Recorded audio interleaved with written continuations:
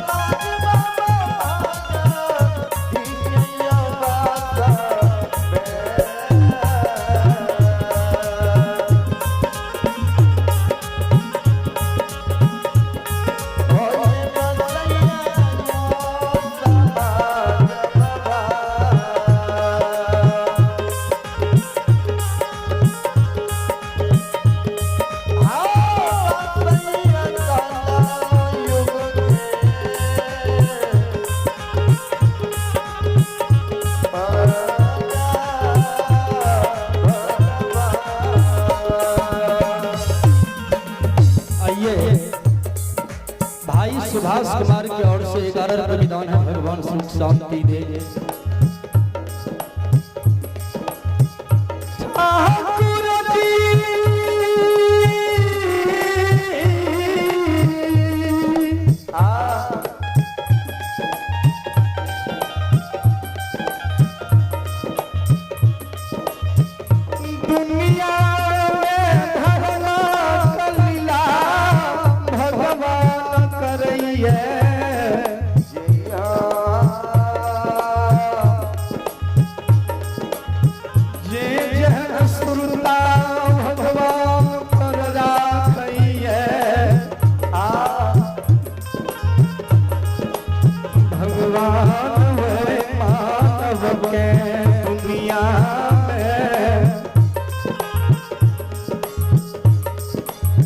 बिगड़ल काम भगवान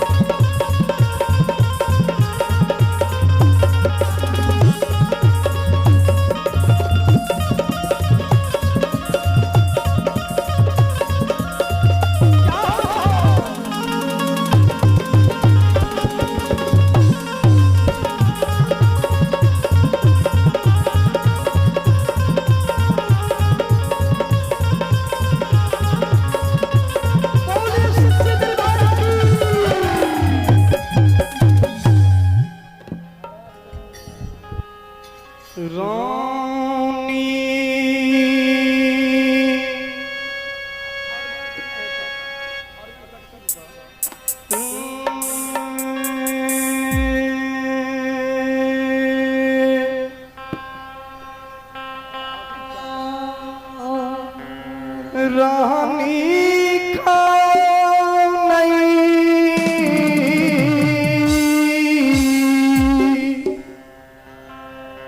पति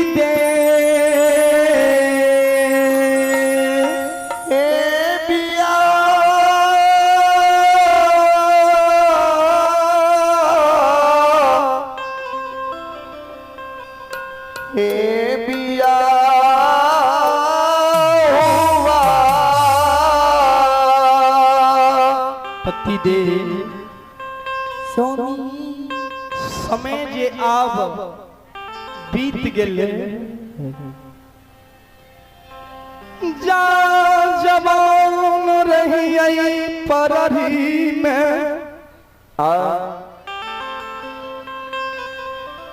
भगवान बेटा बेटी नहीं दिल कई दुनिया में स्वामीना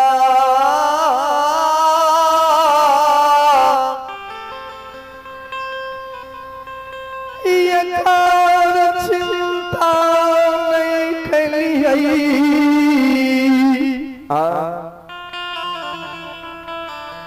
जवान रहिए ने तो जवानी काल में मानव लाखों दुख के हंस खेल के समय बिता दे दैया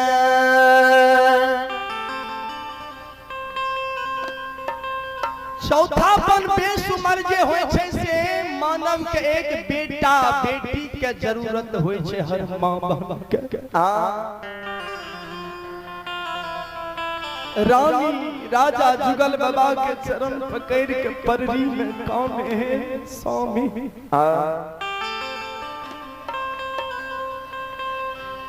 जीव बीनु देहा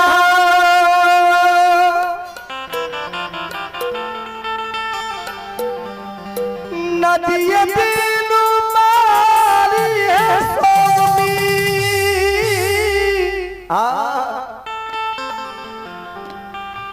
जैसे ना था पुरुष बीनु ना नारी नहीं पियवा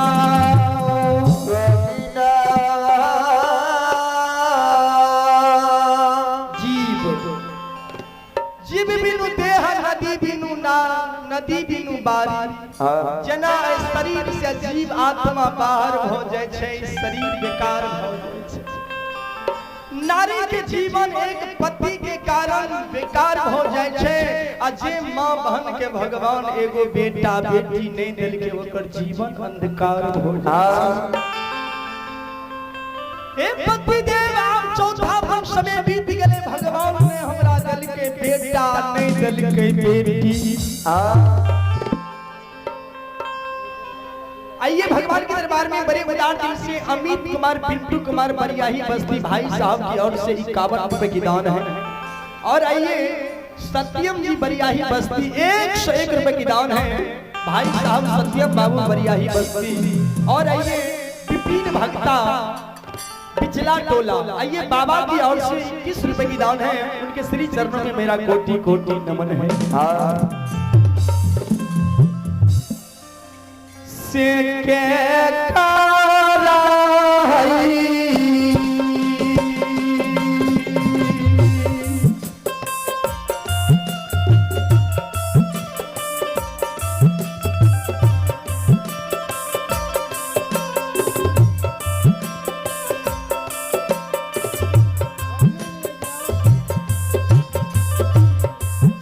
आहे या सारा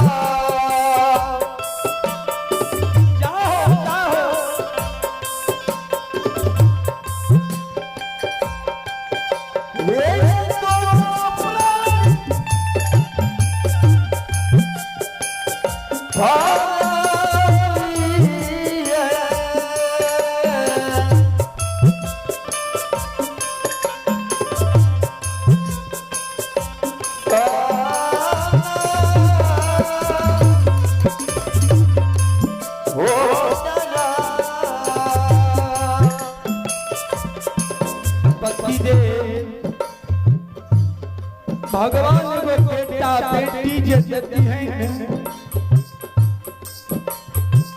यदि बेटा नहीं दल के बेटियों देती हैं तो बेटियों के विवाह करके घर जमैया बसा लेती है।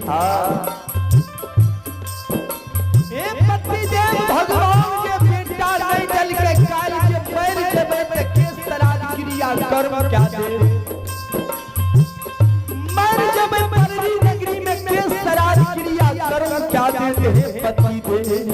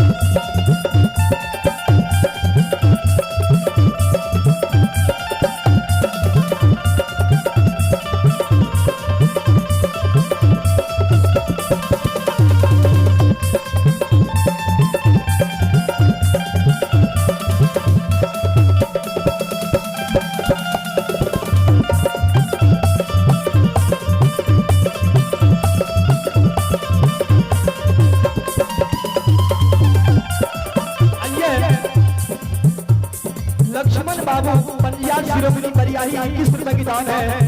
पिता है भवेश यादव, छोटा सा बच्चा है, 21 रुपए की दान है। और साक्षी तुम्हारी की ओर से 51 रुपए की दान है। भगवान आपकी कामना पूर्ण करे।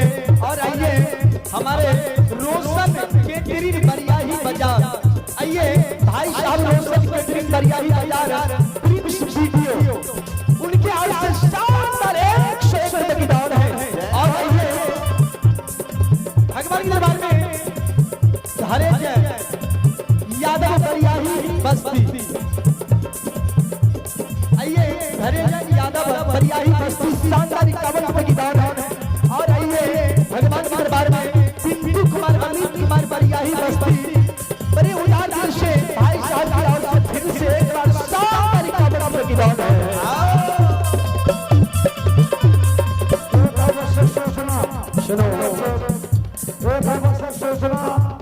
मैं मेहंदी जोड़ में सभी युवक से कहते हैं तो कृपया करके आगे आने का। देखिए सामने में मेरे माँ बाप को क्या हो रहा है।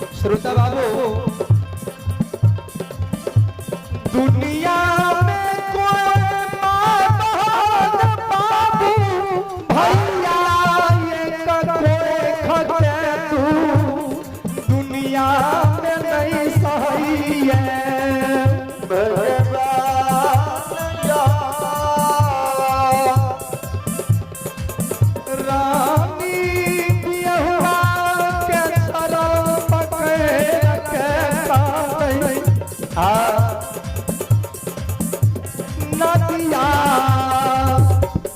लहरिया सोनी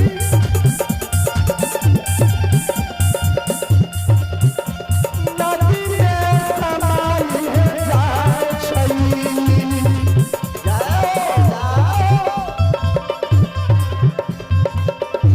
नदिया लहरिया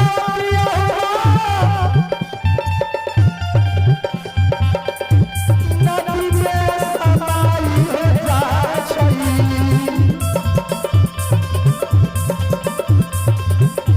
गोरिया लहरिया सहलोया इहेला आसिया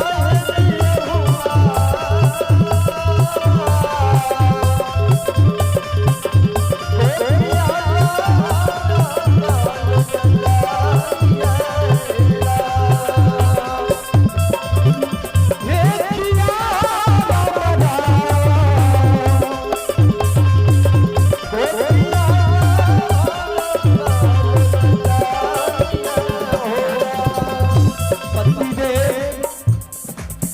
नदी के लहर नदी के जे केहनो लहर है छै जे नदिए में समा जाय छै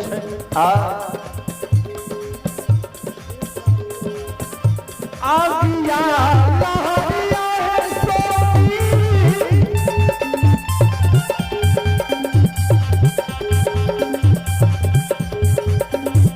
पानी से बुझाई जाय छई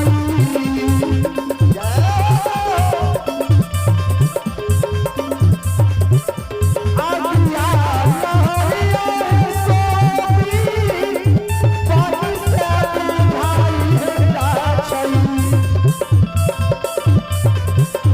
गोरिया लहरिया कैसे बुझाय बहेला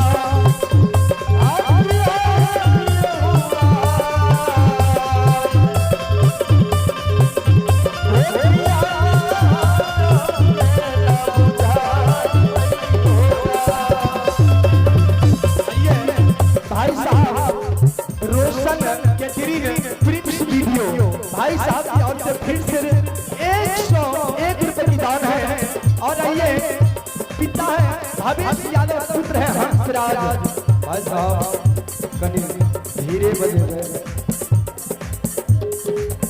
आइए कनी धीरे धीरे बजे सुने वाला के कष्ट नहीं दिक्कत नहीं हो पिता है भवेश यादव पुत्र हंसराज सुधांशु राज हिमांशु राज सारी कवनों की दान है और आइए भगवान के दरबार में हमारे राजकुमार पोदार बरियाही आइए श्रद्धालु की ओर से शानदार कवनों की दान है और आइए संतोष पासवान ठेकेदार साहब हरिजन कॉलोनी संतोष पासवान ठेकेदार साहब हरिजन कॉलोनी शानदार 1 रुपए की दान है और इंडिया कुमारी बहन जी की ओर से 11 रुपए की दान है हे किया है स्वामी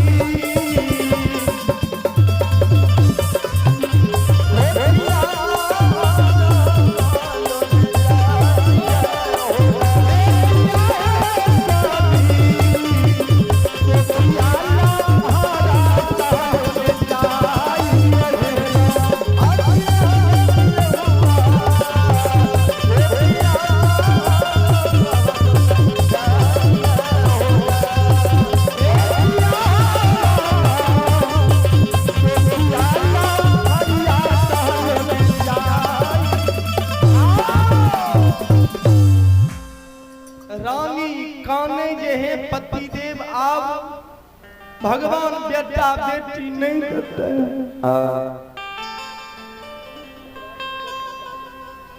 राजा जुगल बाबा काने है बियाही नहीं कानू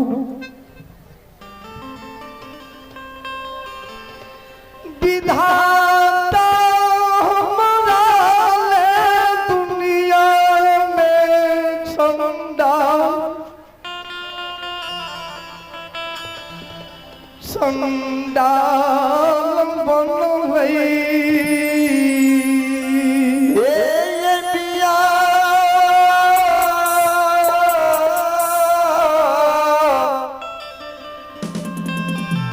के बिया हुआ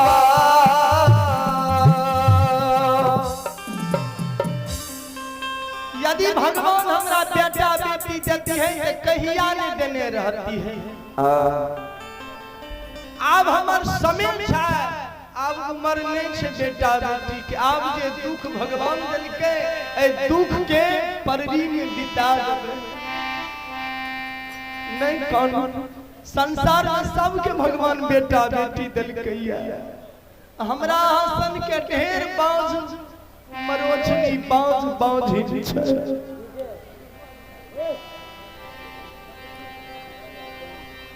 राजा खान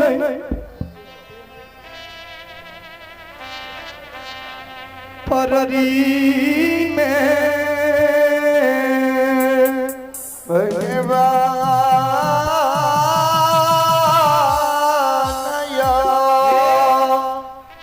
लेकिन भगवान पर जे विश्वास राखे छै मानव के बेड़ा पार ठाकुर जी लगावे छै।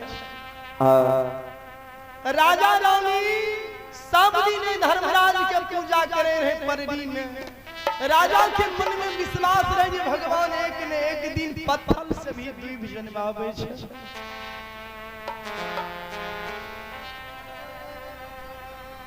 राजा रानी के धीरज दई बियाही है नहीं कानू, नहीं कानू बियाही है नहीं कानू, नहीं कानू से बियाही है कानू है बीरा रे।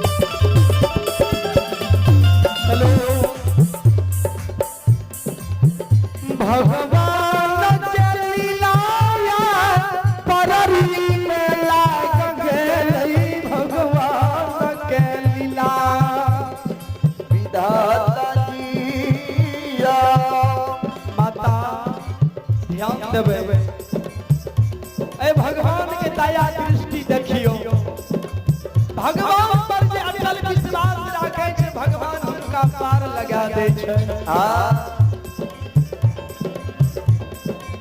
ध्यान देबै।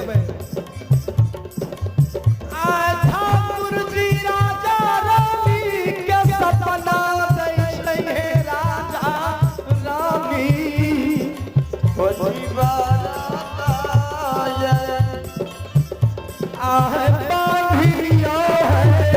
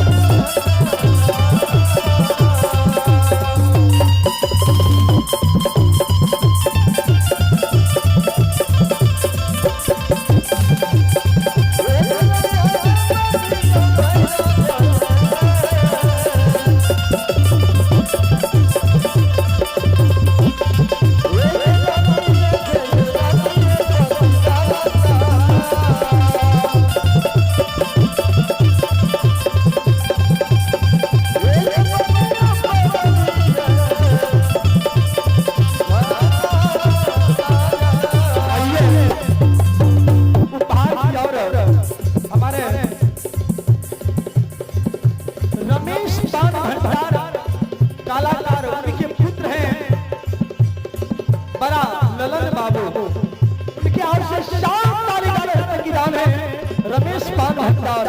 और आइए भगवान के दरबार में, श्री हरि ठाकुर जी के दरबार में विजय कुमारी यादव, अमर कुमार, भानु कुमार, मीनू कुमारी, रोहिता कुमारी, ग्राम परियाही, बरहट स्थान, 7 तारीख का की दान है। और आइए भगवान के दरबार में, श्री हरि ठाकुर जी के दरबार में आशुतोष बिजली राम टोला परियाही,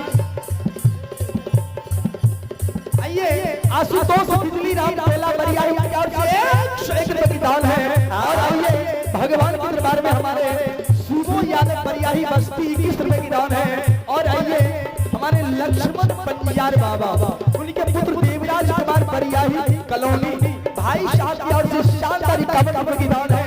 और आइए अलानी वाले हमारे माता जी 51 रुपए की दान है। अलानी वाले माता जी, आइए पिंटू कुमार पुत्री टूटू कुमारी, अमित कुमार, शानदार 51 रुपए की दान है।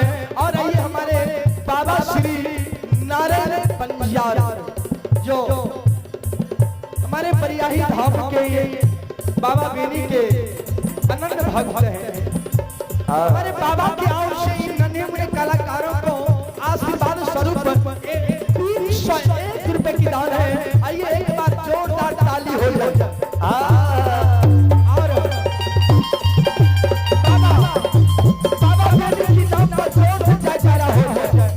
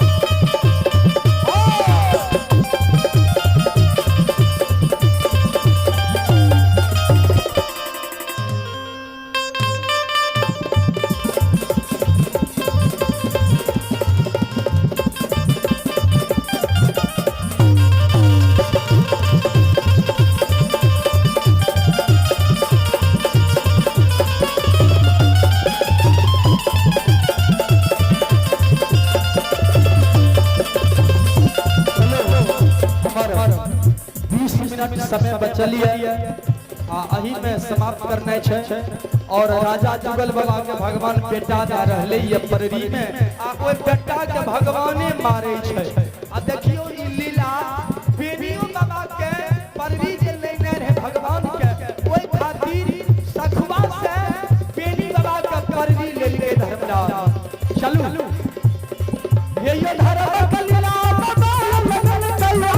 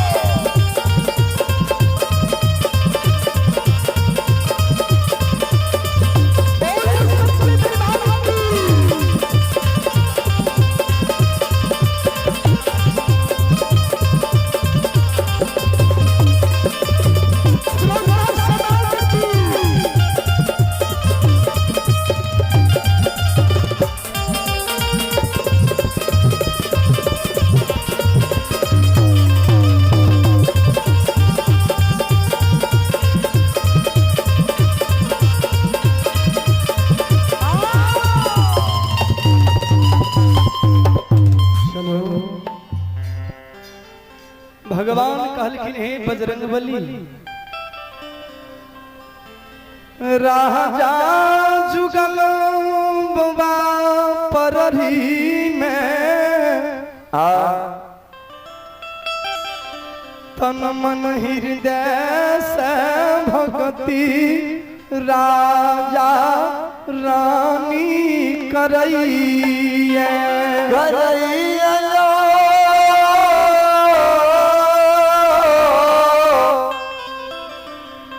हो विधाता जी।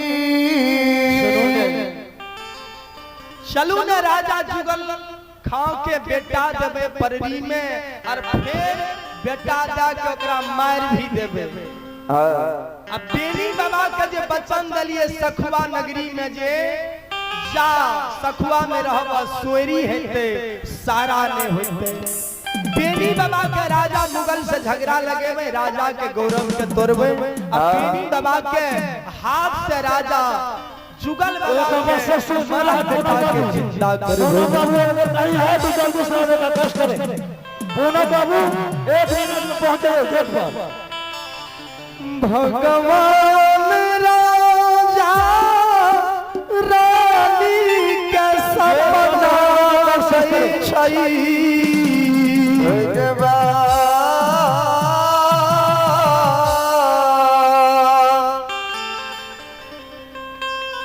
राजा हो नई खानी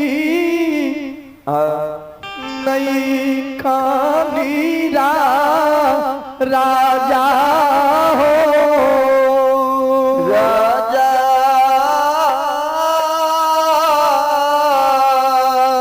ए हो राजा तोरा बेटा चाहिए।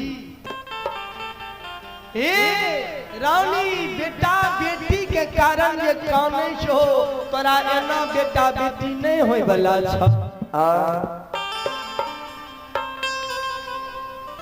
ई भगवान जे तोरा आन धन सोना संपत्ति देलका ई संग ला देबो।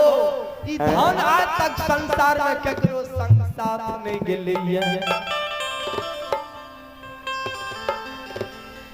राजा रानी आन धन सोना संपत्ति के परही से बाहर ले जाइयो।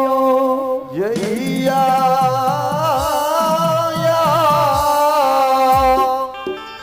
रानी 12 बरस तक आन धन सोना संपत्ति के गरीब के दान करियो, निबस्तर के वस्त्र दान करियो, भूखला के अन्न दियो, प्यासल के पानी दियो।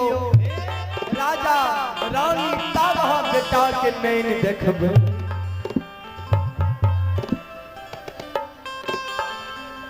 रानी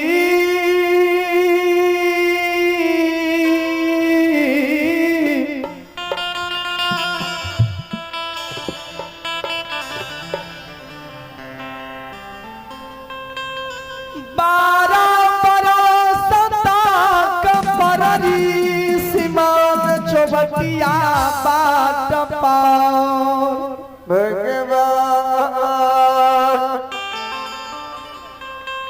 प्यासल के पानी दियो, कोरी निराधन के धन दियो। हे राजा रानी जे दिन तोरा 12 बरस के अंतिम दिन हेता, आ जे कोरिया जे मानव तोरा 12 बरस के अंतिम दिन मिलता, वही मानव के सेवा करने से तोरा बेटा प्राप्त हेता। हे राजा रानी 12 बरस के अंतिम दिन जे मानव मिलता, वही मानव के आशीर्वाद से तोरा बेटा हेता। इस सारा धन बीत के पररी सिमौन पर ले जा, राही मुसाफिर के सेवा में कमी नहीं राखी हो, तन मन हृदय से सेवा करी हो।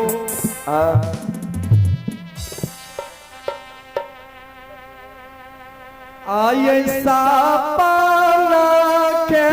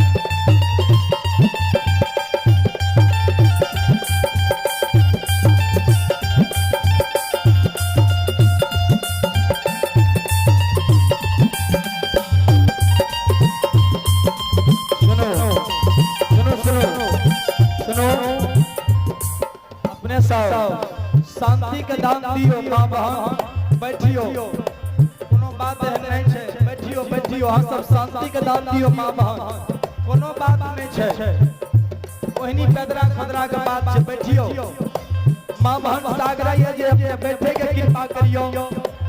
देखियो यज्ञ जे होय छै, यज्ञ में अनेको तरह के लोग आबै छै। त जे नीक लोग होय छै, नीक प्रकृति के लोग होय छै, त कभी धर्म के काज में बाधा नहीं दे छै।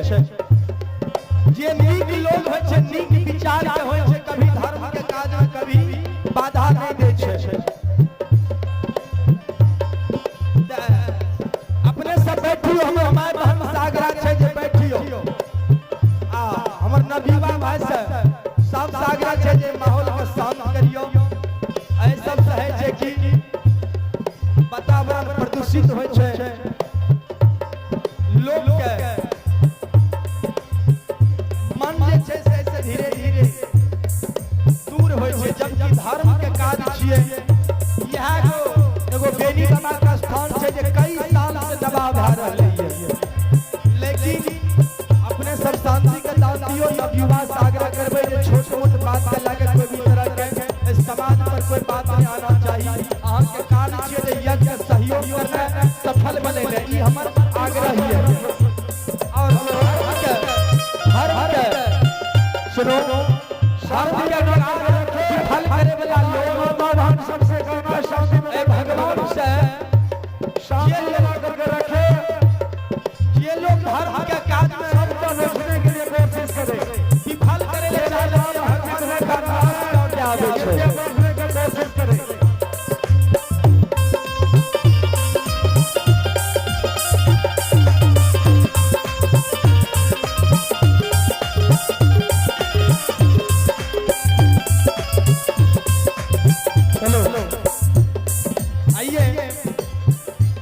हमारे प्रदीप कुमार रहुआ परिवार मनमती ने सुभी कुमारी कबर अमर की दान है, श्री कुमारी कबर अमर की दान है। अहाँ सब माता राम बैठ ले जाओ, माता राम है कहे छी बैठ ले जाओ। सब बैठल के बीच में हम क्या खड़ा छियै, बैठ ले जाओ। आइए भाई साहब रोशन कुमार बजवान बत्तीस रुपए की दान है। हल्ला करने से नहीं बढ़िया है। आइए प्रदीप कुमार रहुआ परिवार के मनवीर सुभी कुमारी 51 रुपए की दान है, रीति कुमारी 51 रुपए की दान है। और आइए भगवान दरबार में हमार बहन जी संगीता भारती उपस्थित है। सबको बैठो आ हिनका खारवीर से सेवाली बड़ा सुंदर गायिका छै जे आइ कई साल से भगवान के गुणगान करे छथि। संगीता भारती के द्वारा भगवान के भक्ति हरि नाम सुनियो। नरेश यादव सहुरिया शानदार 51 रुपए की दानी है। सत्यम जी बरियाही बस्ती 1 रुपए की दानी है। सत्यम जी बरियाही बस्ती